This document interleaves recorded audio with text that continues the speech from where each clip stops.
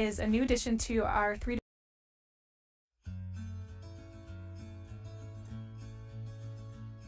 Hi, welcome to the demonstration corner. My name's Kelsey, and today we're going to be going over the TPS Slab Anisotropic module. Available on our advanced measurement platform, the MP-1, the Slab Anisotropic module is a new addition to our three-dimensional standard module.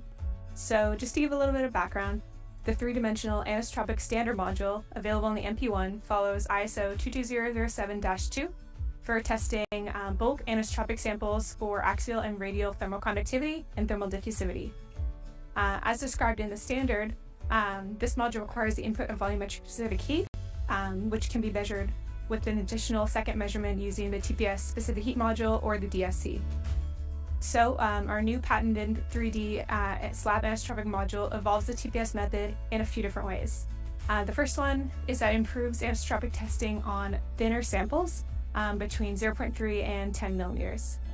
The second is that it does not require the input of volumetric specific heat, and actually the three-dimensional slab anisotropic module measures thermal conductivity, thermal diffusivity, and specific heat. So we'll just go through some basic setup of the TPS slab anisotropic module. So here we just have a few different samples that can be measured with the slab anisotropic module. We have an injection molded polymer, compressed fiberglass, and thin mica sheetboard. And today we're going to be testing Duratron for an anisotropic sample.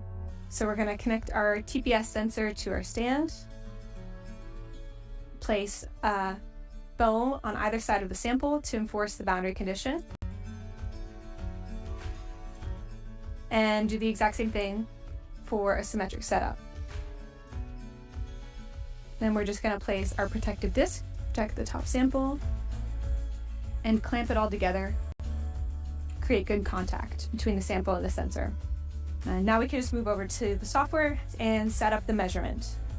Okay, so now that we're in the software, we can set up all the information to run our test. So we'll enter our operator ID and save our results, and select the method to run our test. So this will be a 3D disk source method with the slab anisotropic modifiers. So here we can enter all the information relevant to our sample that we're testing. So we're measuring Duratron with XPS as our backing material. The samples are about 2.5 millimeters thick and have a radius of 12.5 millimeters. The sensor we're using today is the 2117-1 sensor that has a radius of 3.2 millimeters. So we'll check